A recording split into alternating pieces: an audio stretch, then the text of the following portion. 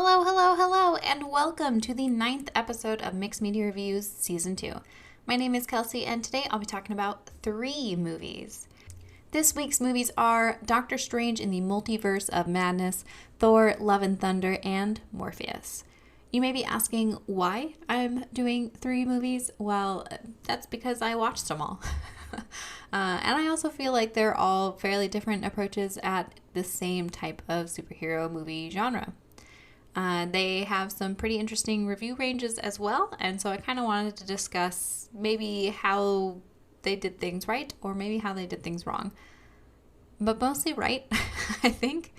And while I still do want to do a little bit of the what I liked / critique format, I mostly want to just talk about how all 3 of these movies approached the superhero movie and tried to perhaps approach it in a different way. This episode won't contain too many spoilers, and I'll be trying to keep it pretty vague. I will, though, towards the end talk about the ending to Thor, but I'll preface it with a spoiler warning for those who don't want to hear it. First up, let's summarize these 3 movies. The following are the summaries from Rotten Tomatoes, because that's my go-to now, I guess. For Doctor Strange in the Multiverse of Madness, it is journey into the unknown with Doctor Strange, who, with the help of mystical allies with both old and new, traverses the mind-bending and dangerous alternate realities of the multiverse to confront a mysterious new adversary. Thor, Love and Thunder finds Thor on a journey unlike anything he's ever faced, a quest for inner peace. But his retirement is interrupted by a galactic killer known as Gore the God Butcher, who seeks the extinction of the gods. To combat the threat, Thor enlists the help of King Valkyrie, Korg, and his ex-girlfriend Jane Foster, who, to Thor's surprise, inexplicably wields his magical hammer, Mjolnir, as the mighty Thor. Together, they embark upon a harrowing cosmic adventure to uncover the mystery of the God Butcher's vengeance and stop him before it's too late. For Morbius, it is the following. Dangerously ill with a rare blood disorder and determined to save others suffering his same fate, Dr. Morbius attempts a desperate gamble. While at first it seems to be a radical success, a darkness inside him is unleashed. Will good override evil, or will Morbius succumb to his mysterious new urges? Some of those were hard to say, the words. Anyway, ratings-wise, Doctor Strange scored the highest with both critics and audience ratings. Critics gave it a 74% and the audience gave it an 85%. Thor got a 64% critic rating with a 77% audience rating.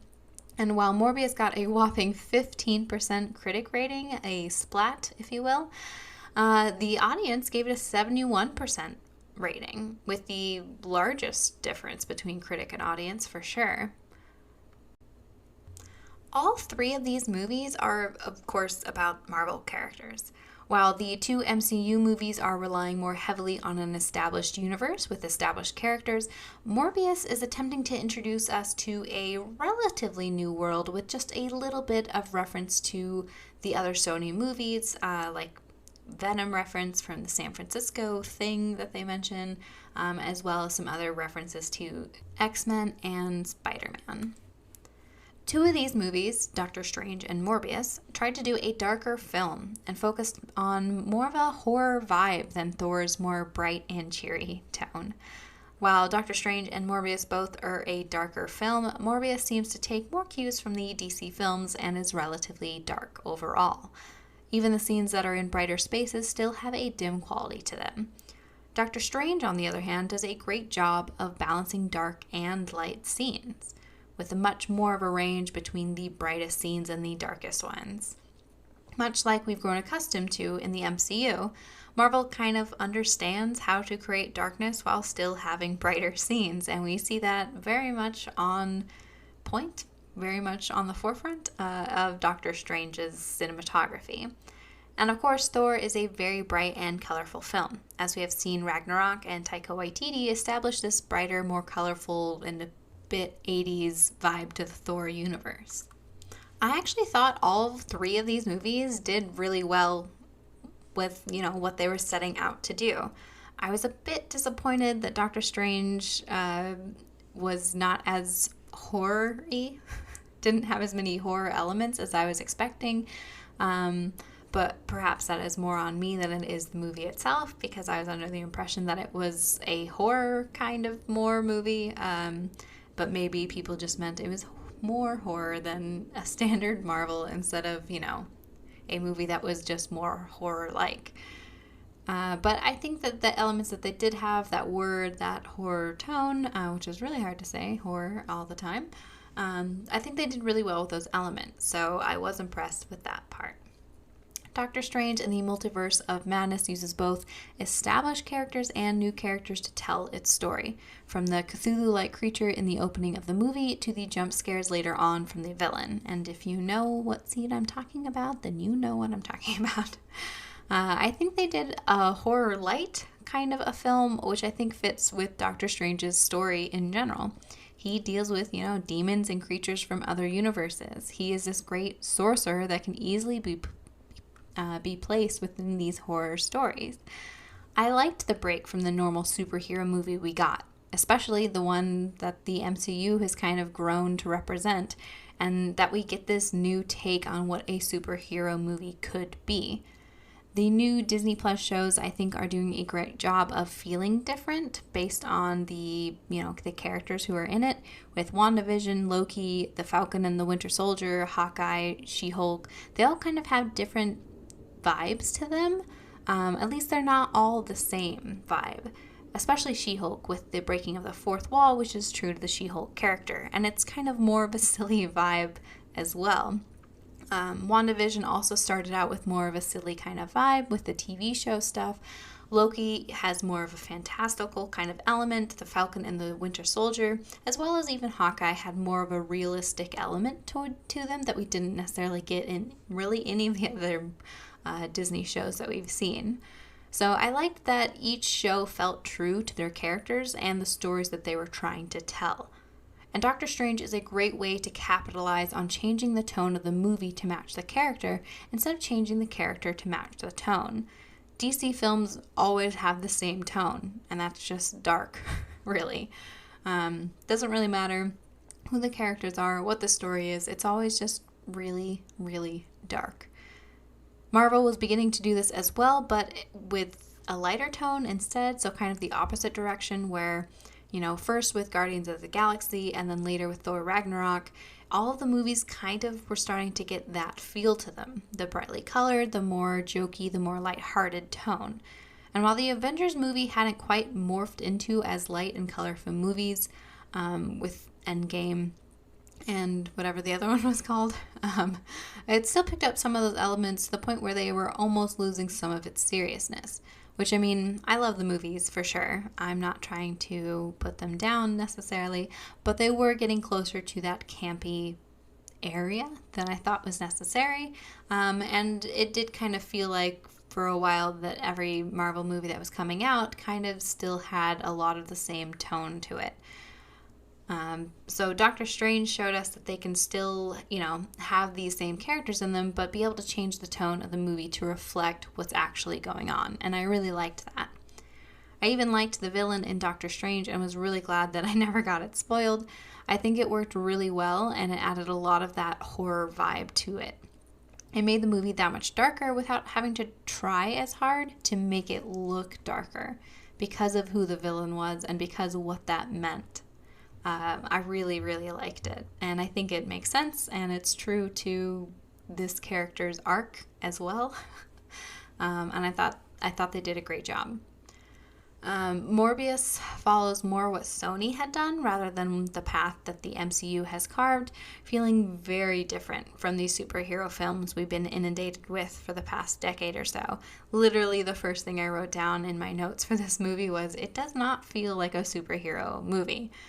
And again, Morbius isn't really a superhero anyway, so this fits really well with the story they're trying to tell. Much like Venom before him, he's an anti-hero.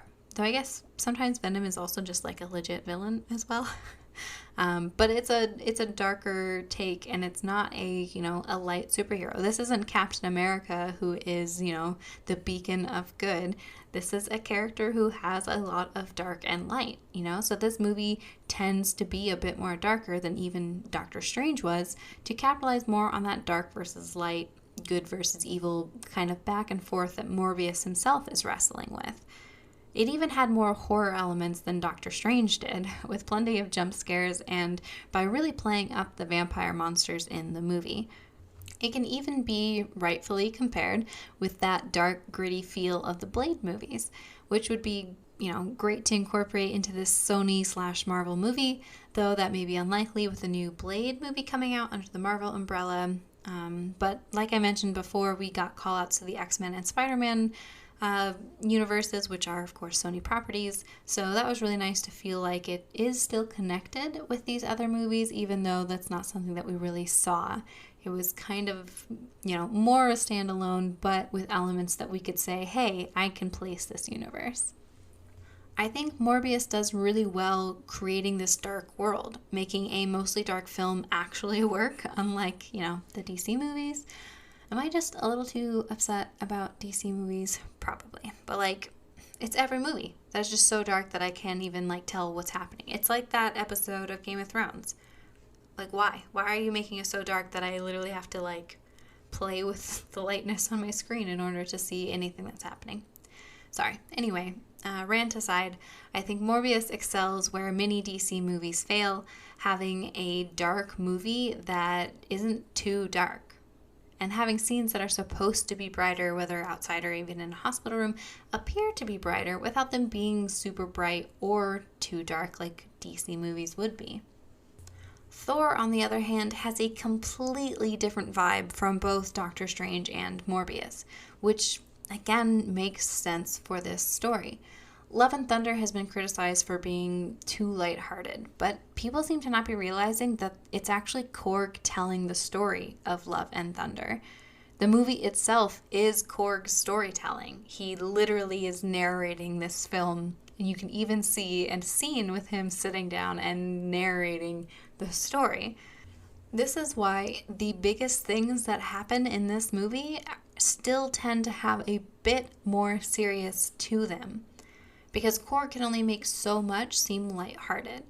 The brightness of the scenes, of the wardrobes, the constant jokes, the over-the-top opening of Thor coming in and saving the day, it's all from Korg's perspective. While based on true events, you can still tell it's an embellished one for sure. The first two Thor movies had no narrator. It was just telling the story as it was, while Ragnarok was told from Thor's perspective. Therefore, it too is over the top and has a much brighter tone, as Thor is telling the story to the Asgardian refugees. While it has serious moments, the overall story is still more silly and fun. Korg's retelling of Love and Thunder is the same. A spoiler warning incoming for the end of the movie right now. Giving you some time to click away. Okay, so right before the very big battle at the end, we see Korg's story take a more serious tone. When Thor is at Jane's bedside in the hospital and he's telling her that he loves her, that he doesn't want her to pick up the hammer again because it will kill her, and he's ready to take a chance with her, and he's not ready to lose that chance of them being together. And while his armor is still his colorful and bright armor, the camera is more focused on his face. The lighting in the room is a little dimmer, his armor is more in shadow, and the hospital room is more drab, because this scene is told closer to what happened, with much less embellishment, because what happened is more momentous. And then right after this, we get back to a brighter scene with more levity. Then when the story calls for it again, we see another darker moment when Jane's dying at the center of the universe. While still a very bright scene, as they're in this gorgeous, otherworldly, bright place, there is still a more serious tone to this scene than we've seen before, right? That's more normal for this movie. Thor's speech is more serious, less 80s action hero, over-the-top kind of a voice. And the music isn't like the rock we've been hearing. It's light and emotional. It's gentle. And as Thor turns to spend his last moments with Jane, Korg continues with the serious tone, reciting that Thor was choosing love. He's not quick and urgent, but soft and gentle as he lifts Jane up to hold her, as he chooses love. People may not like this movie because they think it's too overdone, but I think it has a great balance. A great balance when it needs to have those serious moments, to slow down and take the time to do so. That ending to the final battle is such a touching moment, and it's such an emotional scene. And we can tell the difference between this scene, where they take the time to let us feel it, and the scene at the end of Ragnarok that has a pretty much equal kind of emotional toll. But in Ragnarok, instead of letting us hold the moment, they undercut it with a joke, which Ragnarok gets criticism for. But that was because Thor was telling this to his people, to those refugees on the ship. He didn't want to focus on the death of their home, but on the brightness of their shared future. He wanted to focus on the hope of their survival, which is why they undercut that scene with a joke. Compare that to Korg's wish of wanting to share the story of the great Thor. To focus on those moments where he does choose love is important. It's important to his story, and it's important when sharing the story of love and thunder. Hence the title. All three of these movies, I think, did a great job of accomplishing the goals that they set out to accomplish. Whether it was using more horror elements or understanding when to create a serious moment. Now I'm just going to talk about some random things, things that I liked or some things that I wasn't a fan of in these three movies. Overall, I really liked Doctor Strange in the Multiverse of Madness. I apparently didn't write notes for this movie while I watched it, but I do have a note in my phone that it doesn't say what I was writing it about. It's literally just a note that says, "Love who the villain is. I'm also surprised I never found out." Which is obviously Doctor Strange, but I didn't write anything else. I do like that we saw more of Dr. Christine Palmer, played by Rachel McAdams. I loved seeing her and the different versions of her. And I also liked hopping from universe to universe and how we got to see kind of how these different worlds looked. And I really liked the introduction of America Chavez's character. I obviously liked the horror aspects like I've been talking about this whole time, and I honestly can't really think of anything that I didn't like in these movies, at least not anything major. Jared Leto aside, I thought Morbius actually did pretty well. I especially liked how they showed his powers with that kind of like misty look, like how he would like jump from place to place and it's like this weird mist that would like follow him. That was super cool looking. And for the most part, again, aside from Jared Leto, I didn't have a lot of problems with the film overall. Also, as a side note, I love Matt Smith, and there's a point where someone asks him what his pain level is from like a 1 to a 10, and he says 11.